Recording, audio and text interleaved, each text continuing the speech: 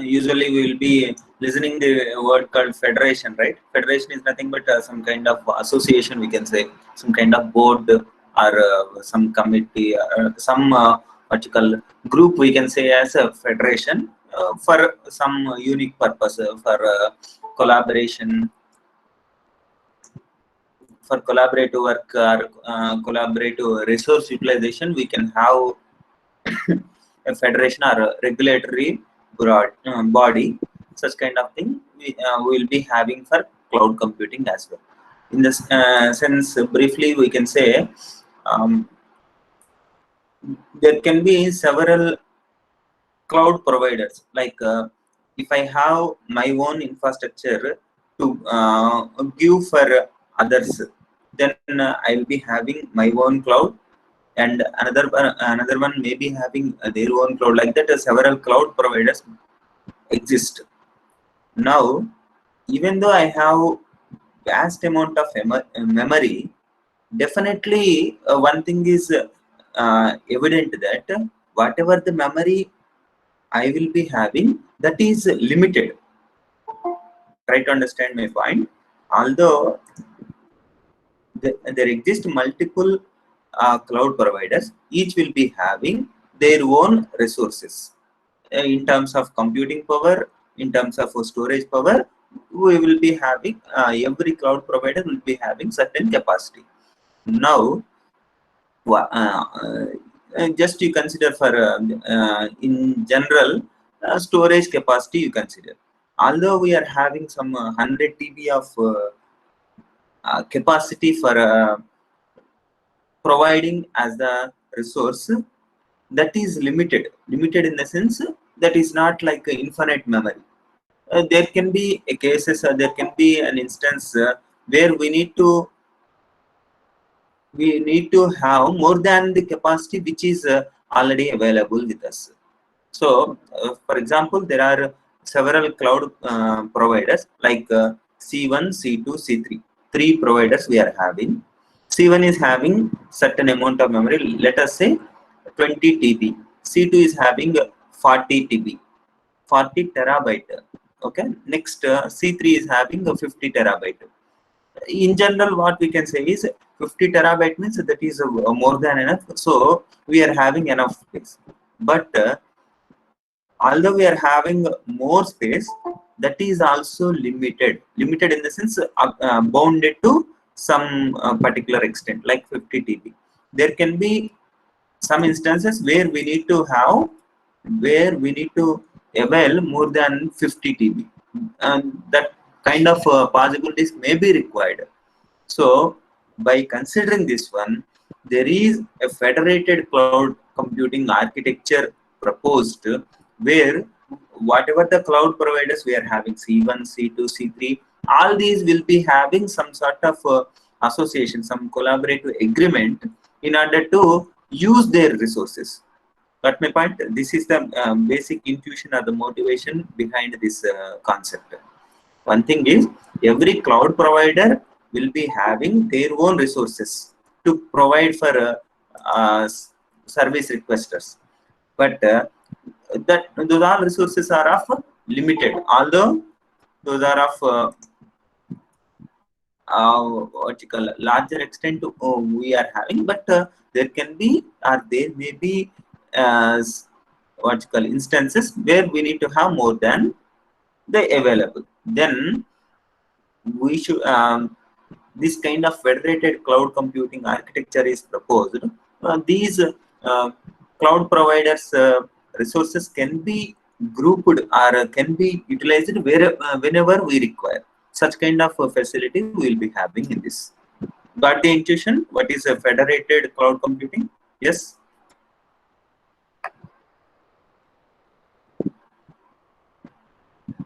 Yes, please respond now.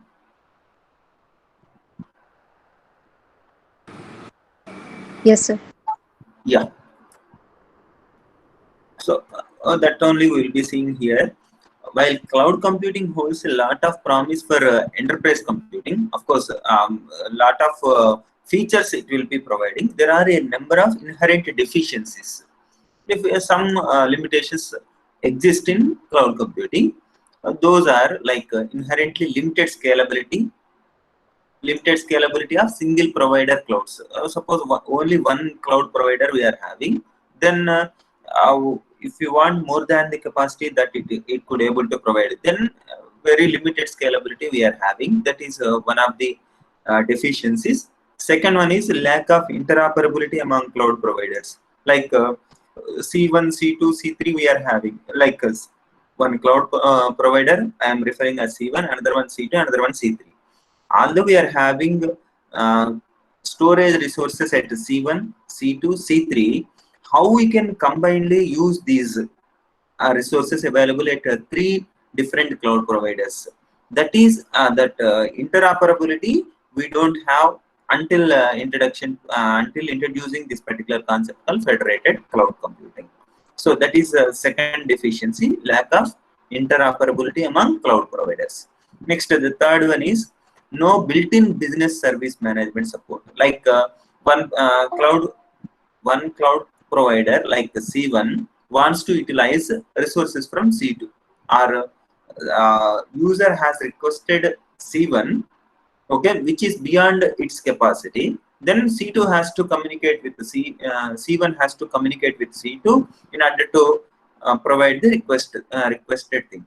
So in order to do this one, what has to be done is how much ever we have utilized or the user has utilized the services of C2, accordingly the billing has to be done, as management has to be taken care in order to have this kind of collaboration. Okay, that kind of thing is not available so far until introducing this concept. So that is the third deficiency, no built-in business service management support. In the sense, there is no automatic SLG, service level agreements we have seen earlier. Such kind of things not there before introducing this federated cloud computing. These are the three deficiencies. Due to these only, we have got by this motivation only, they have introduced this federated cloud computing. Okay, next, now we'll be seeing one basic model to address these issues. Like to address these issues, we present a model for business-driven federation of cloud computing providers, where each provider can buy and sell on-demand capacity from other providers.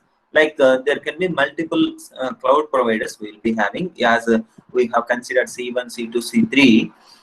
If one cloud provider cannot provide the requested services to the user, then it could able to depend what you call buy something from other provider. This is what basic thing. So that we can see in this diagram.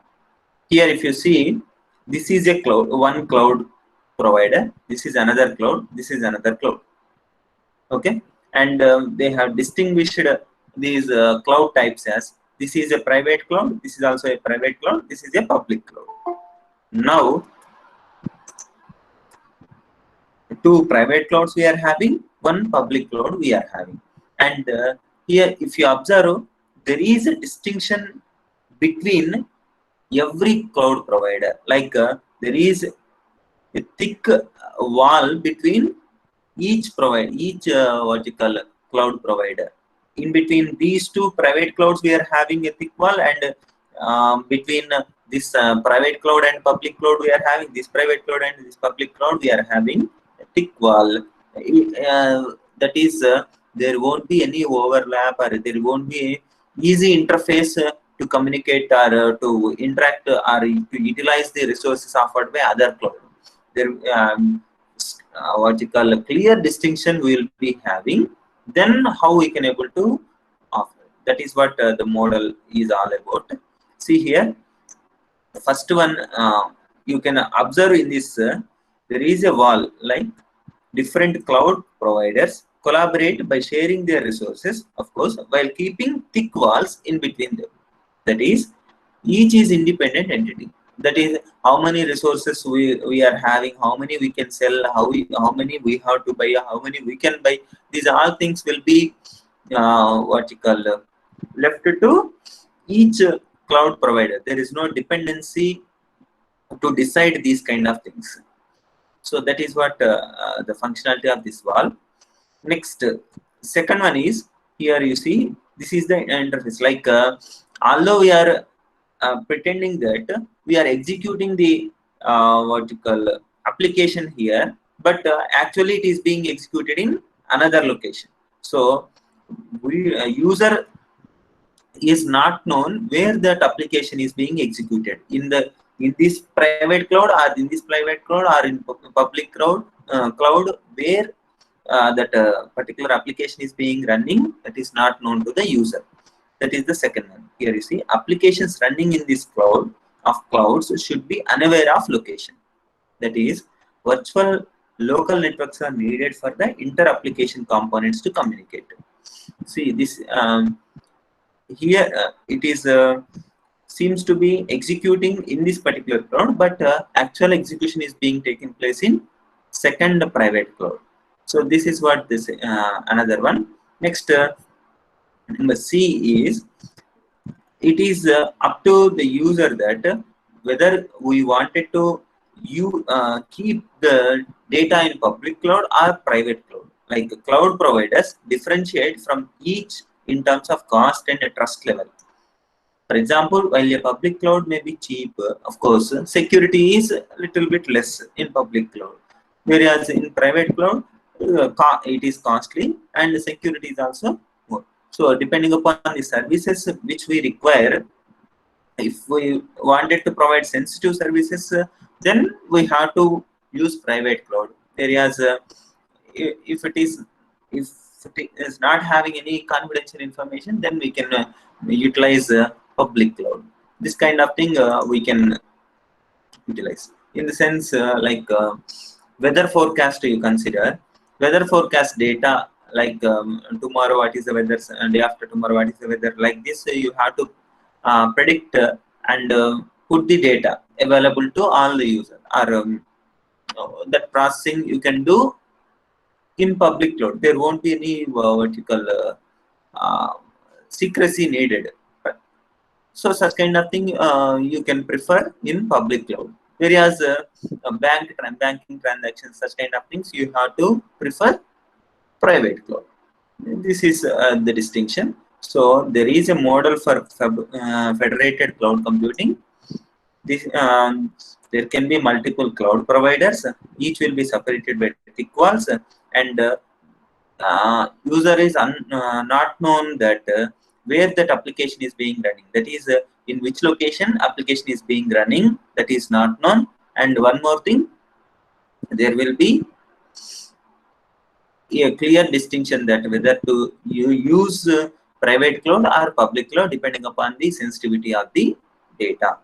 This is all about model for cloud, federated cloud computing. Next, there is a special type of systems called SAP systems. I think this word you know it, SAP. So in this SAP, there is a reference model. By seeing this, you can understand. Here there are three layers: presentation layer, where through web dispatcher or through web browser, we will be communicating to the application layer. This is the middle layer, actually middle level layer. There we will be having two kinds of what you call interfaces, DA, CA, that we'll see, and the last layer is database layer, centralized database we'll be having. Yeah, this is overall view of this SAP system. All all requests will be handled by SAP web dispatcher. Here you see web dispatcher we are having. All will be handled by this particular web dispatcher, which can be received from multiple clients. So each can use their own browsers, and all will be received by web dispatcher. And depending upon the request, it will be forwarded to either DA or CA. And in the name, in the diagram itself, you can understand that there is only one CA, that is centralized instance. Next, there can be multiple DAs. So what are these? We'll see.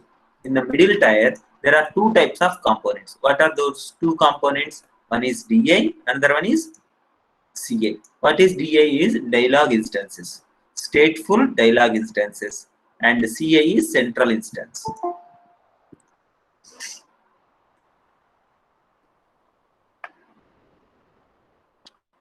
There are two types of components. One is stateful dialog instances, that is DI, and a single central instance called CA that performs the central services such as application level.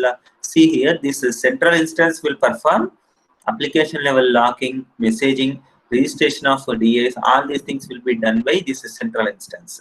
There will be only one central instance and multiple DIs can be exist. So the number of DIs can be changed while the system is running to adapt to load.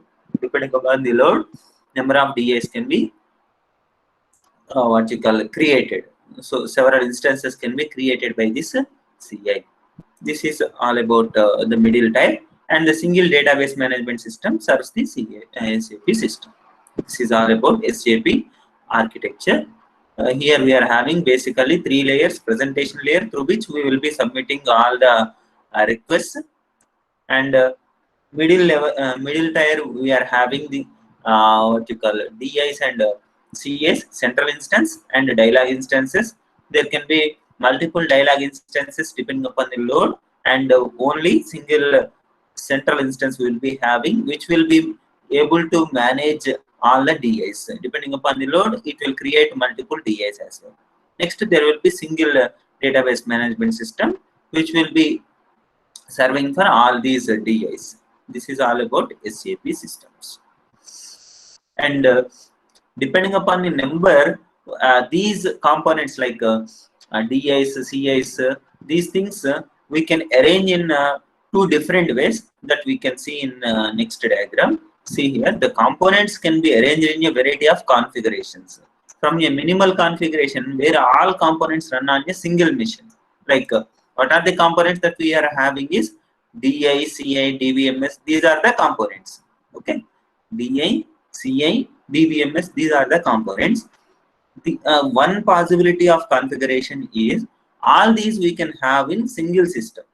That is one configuration. In another configuration, we can have different systems to deploy to have DI and CI separately, DBMS separately, like that we can have. So this thing we can see in the next diagram. See here, the components can be arranged in variety of configuration.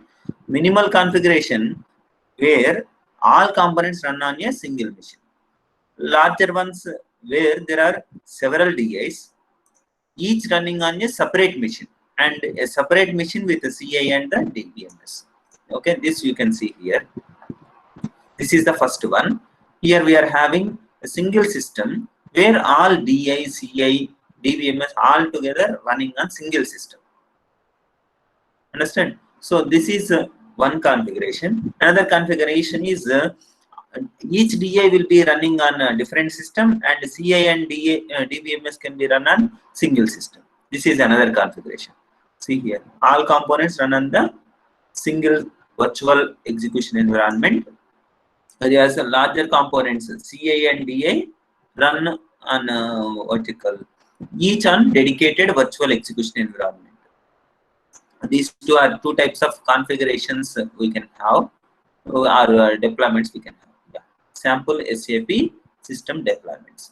Basically, what we have seen so far is what is federated. Are you following? Are you able to follow? Yes. Yes, sir. Yeah. So far we have seen what is the necessity of having federated cloud computing. These are the 3 deficiencies. That's why we have introduced this federated cloud computing. In this particular one, what is the typical model that we have considered is this kind of thing. Private clouds, public clouds we can have. Each will be separated by thick walls, and independent of the location we will be executing, and depending upon the sensitivity of the data we could able to decide what kind of cloud to be used. And coming to the SAP systems, this is the basic architecture we have seen. There are 3 layers: presentation layer, middle layer called application layer, database layer. And here we are having DI, CI, multiple instances of DI can be created by CA and managed by CA. Central instance, DI is nothing but dialog instances, and these will be communicated with the centralized storage through DBMS. And there can be multiple configurations or multiple deployment models available for this SAP systems.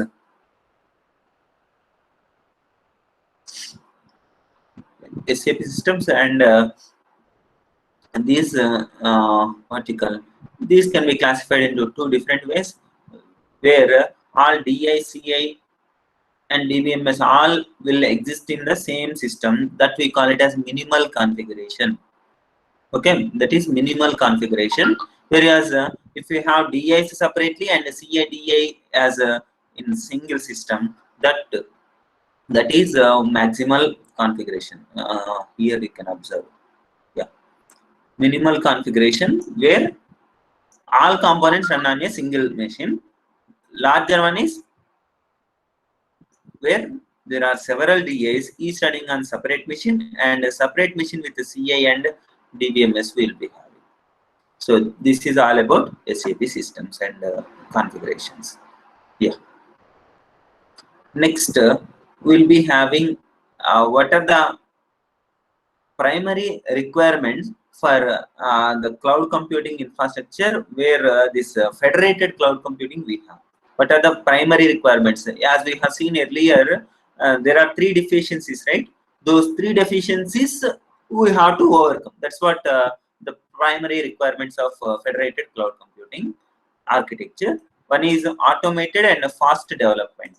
The cloud should support automated provisioning of complex service applications based on formal contract specifying the infrastructure SLAs. Based upon the service level agreements, we should able to support complex service applications based on what you call pre-agreed agreements. Next, dynamic elasticity. Depending upon the requirement, it should able to grow or shrink. Such kind of thing it should able to support. So the cloud should dynamically adjust resource allocation parameters like memory, CPU, network bandwidth, storage, all these things it should able to what you call provide depending upon the need. Okay, seamlessly in the sense without knowing to the user. Like for example, yeah, you consider Google we are accessing. Okay, Google is working based on the cloud only. If you notice, whether you noticed or observed or not, I don't know. But Google basically an application of cloud. That is, whatever the resources it is providing, all will be available in the cloud, and we could able to access. Now, suppose all people in the sense, whoever will utilize Google, like students, like faculty, IT professionals, software professionals, or even the people who will work from home, all these people will utilize Google. Okay. Now let us consider there is a peak time from 9 to 10 or 9 to 11. Let us consider 9 to 11. All people will be rushing to use Google, because they can there can be an interest to access news. There can be an interest to access share market. This time only the share market will also open. So other things, whether depending upon whether or other what you call for other information, like after going to the office, in order to accomplish some work at the office, we may need to depend upon the Google. All these things will be depending upon the Google. Now, at the same time, all people will be accessing the Google. Is there any instance Google will say, let's wait for some time, and we'll come back, we will serve you. Like when you call customer care, they will be saying, right, our customer care executives are busy, please try, please be online, something like that they will be saying, right? For customer care for specific company itself they are saying like that, but how we could able to access Google without interruption, without any what you call abstraction, is such kind of dynamic elasticity they could able to provide. That is what the policy they have adopted. Got it? Have you understood what is seamlessly we are seamless service in the sense? Yes, sir. Yeah. So that is dynamic elasticity. Another one is automated continuous optimization. Here, the cloud should continuously optimize alignment of infrastructure resources management with the high-level business goals. Depending upon the vertical business goals, we should able to control it continuously, optimize what is the performance. Like um, anybody who acquired the service from the cloud, they could deploy their application. Like they could utilize storage, they could utilize network, all these things. After that, after utilization, if they release that memory, they accordingly those resource management should be done automatically. That is some sort of auto vertical optimization. This kind of thing. This is the third requirement from federated cloud. Yeah, of course, basic principles of cloud computing includes now updated one we are seeing federation. We need to have. I think you have understood what is federation. All cloud computing providers, regardless of how big they are, have a finite capacity. This point we have discussed, right? First point is this one. This only today. All cloud computing providers, regardless of how big they are, have a finite capacity, isn't it? So to grow beyond this capacity, cloud computing providers should be able to form federations of providers such that they can collaborate and share their resources. That is the basic what you call motivation for having federation. So the need for federation capable cloud computing offerings is also derived from industry trend to adopting cloud computing paradigms internally within companies. That is, each company can have their own private clouds, and they can, if there is a federation, whatever the available resources which are not being utilized by um, internal people, those can be given for rent for a specified amount of time. The such kind of provision can be availed by forming a federation. Okay, and then being able to extend these clouds with resources leased on demand from public clouds. So any federation of cloud computing providers should allow virtual application to be deployed across federated sites. Okay, further virtual applications need to be completely location free and allowed to migrate in part or as a whole between sites. Like C1, C2, C3, three cloud providers we are having. From C1, if you want at C1 we could not deploy entire application, means part we can deploy at C2, or if you wanted to move entire application to C2, that also should be allowed. Such kind of what you call migration, it should be able to support. That is another one. At the same time, security, privacy, and independence of the federation members must be maintained to allow competing providers to federate. In the sense, although it is a federation, there should be some security and privacy requirements. Why? Because if you deploy in C1, okay, for some amount of time, if you depend on C2, if you give entire access, like if you don't follow the privacy requirement of the application, then there will not be any what you call harmony among cloud providers. So there should be certain security, privacy, and also the independence among federation members like cloud providers, in order to allow competing providers to federate, to associate among themselves. This is another. So that is one of the basic principles of cloud computing, that is federation. Second one is independence. This we have seen earlier. Isolation we have seen initial class itself. We have seen all these features.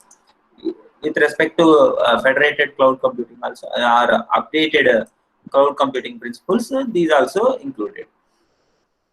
Business orientation, like before enterprises move their mission critical applications to the cloud, cloud computing providers will need to develop mechanisms to ensure quality of service. Like when you deploy your application in your local system and make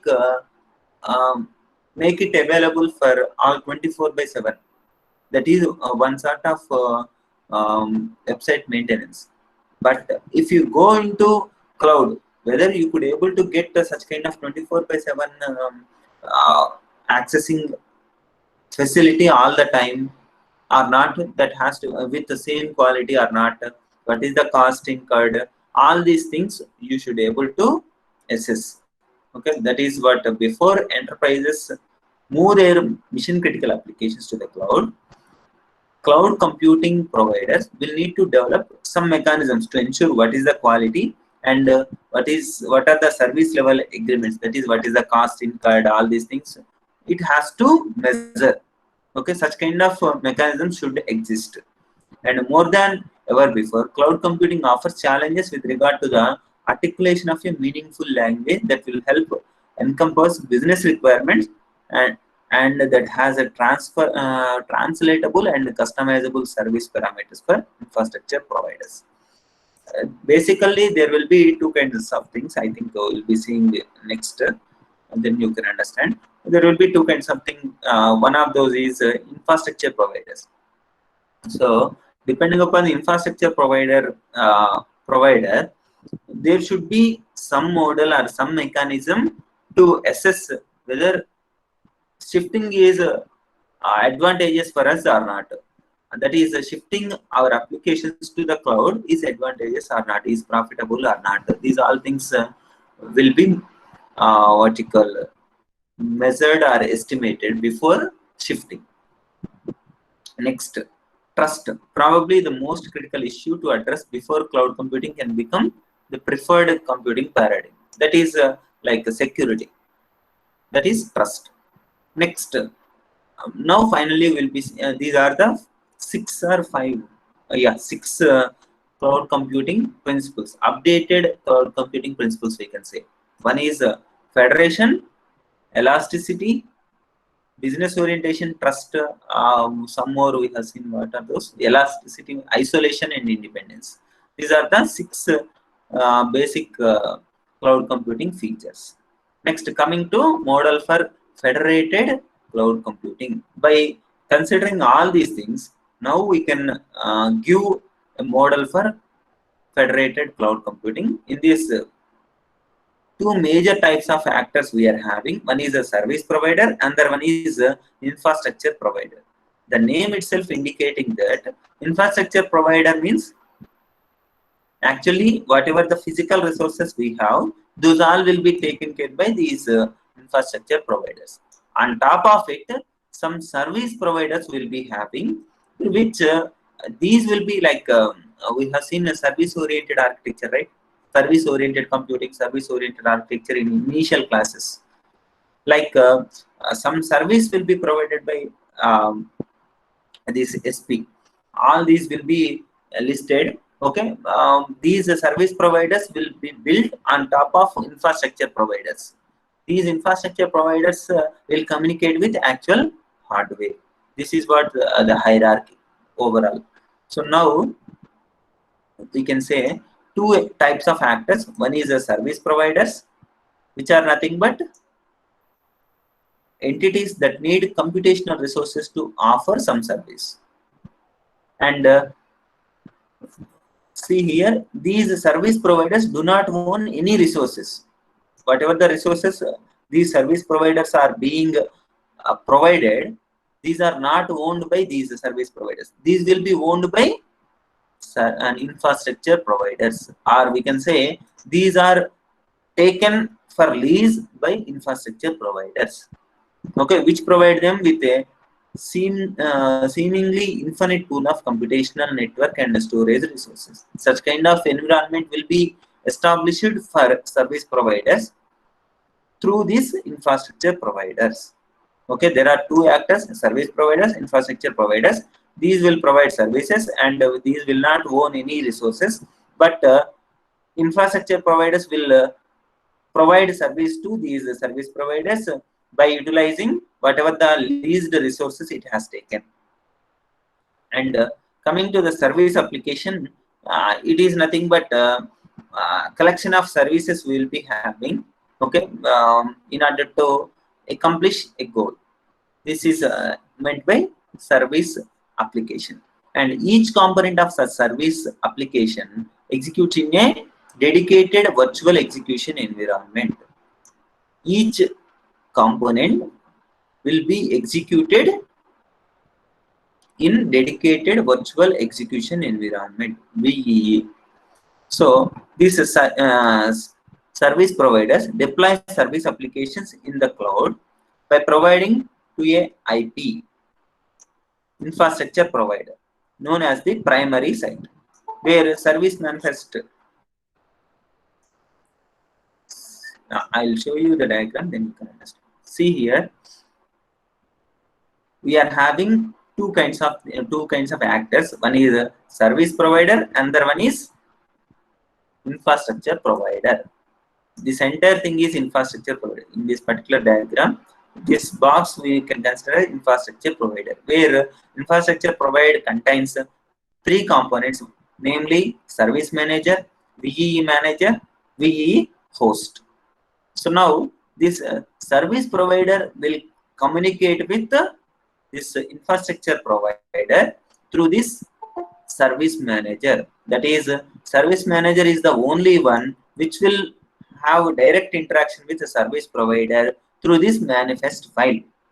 Service provider will prepare manifest file that will be communicated to service manager, and internally this service manager will communicate with this VEE manager in order to decide which VEE, where it has to be done. These all things will be taken care by this VEE manager. And this hypervisor we have seen earlier, that a hypervisor will take care of actual physical resources, like and these are the physical resources. These will be taken care by this hypervisor. So there are two kinds of actors: service provider, infrastructure provider, and in infrastructure provider, these three components we have. So this is basically overall model for federated cloud computing. Okay, now we'll see one by one. See here, service manifest is a document that defines the structure of application as well as the contract and SLA between SP and IP. This manifest file will specify what is the contract, what are the services needed, structure of application. These all things will be given by this manifest file. Okay. Next, to create illusion of an infinite pool of resources, IPs, that is infrastructure providers, shared their unused capacity with each other to create a federation cloud. This is very, very important point. To create illusion for the user, where user will exist on top of these service providers, that you remember. User service applications will be exist on top of these service providers. These will be communicated to service providers. Internally, these will be communicated to these infrastructure providers. Now, how these infrastructure provider things will be managed is, whatever the cloud providers we are having, if some resources are free, then that information will be shared among all the cloud providers in order to create a federation cloud. So that for the end user, what we could able to create is illusion of an infinite pool of resources. Those many resources, we have such kind of illusion we could able to create to the user through this federation cloud. This is the basic point you have to understand. Yeah.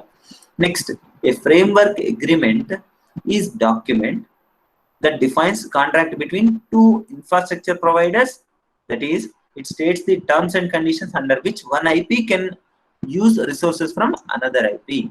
That is, for each cloud compute provider, there will be separate infrastructure providers, and these infrastructure providers will able to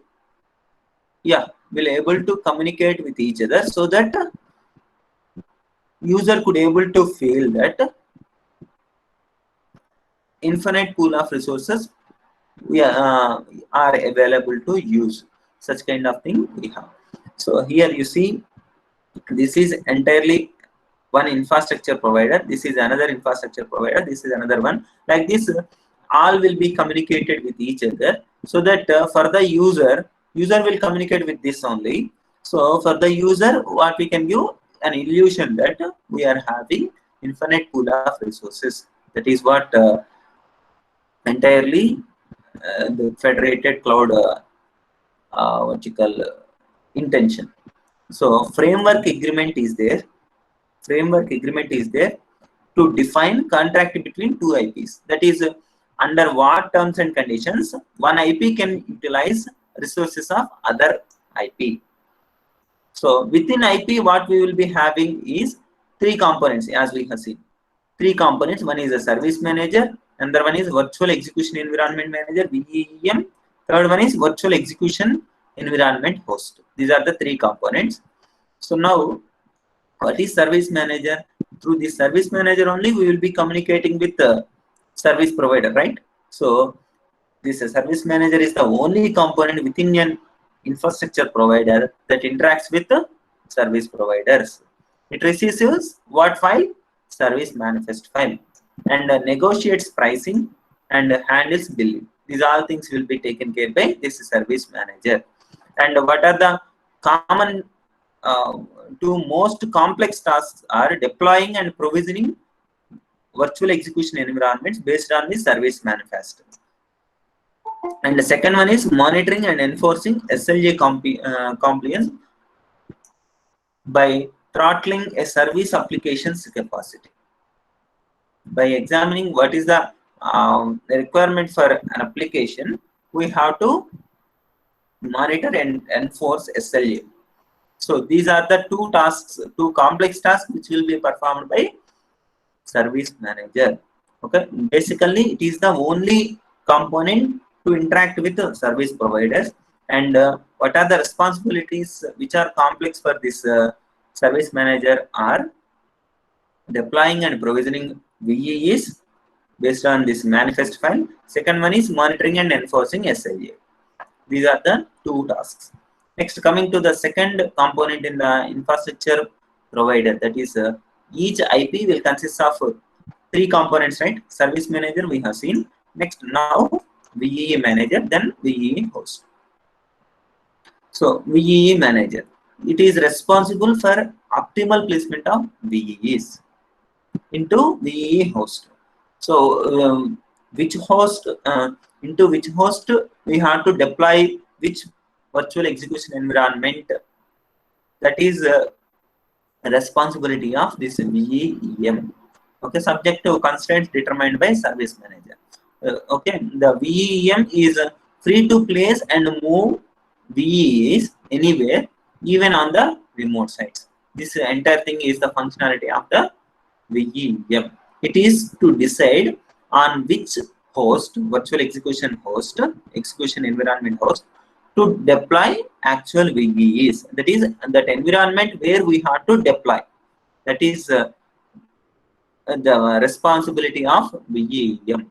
Next, the third component in the infrastructure provider is the virtual execution environment host. It is responsible for the basic control and monitoring of VEs and their resources. That is creating VE, allocating additional resources to a VE. Actual fundamental thing will be done by this host, VE host. This hypervisor only responsible for doing actual work, but this is a manager to decide on which host it has to be done. How it has to be done, that will be taken care by hypervisor. Where it has to be done will be managed by this VE manager. Okay, so these are the three components in each infrastructure provider. And finally, just 2-3 minutes. What are the features of federation types? There are several features will be supported by federations actually. Here you see framework agreement support. It has to provide opportunity placement support, advanced resource reservation support, federated migration support, cross-site virtual network support, public IP address retention post cross-site migration, information disclosure within the federation. These are the what you call services which needs to be offered by federation. Okay, these are the features or the services to be provided by federation. If you read these things, you can understand automatically. That's why I'm not going in detail. Yeah, any doubts so far? No, sir. Yeah. Next one important information, I have posted midterm marks like quiz 1, test 1, quiz 2, test 2, and consolidated thing in LMS. Please check it out. In last week itself, I have posted. I think not many people have checked.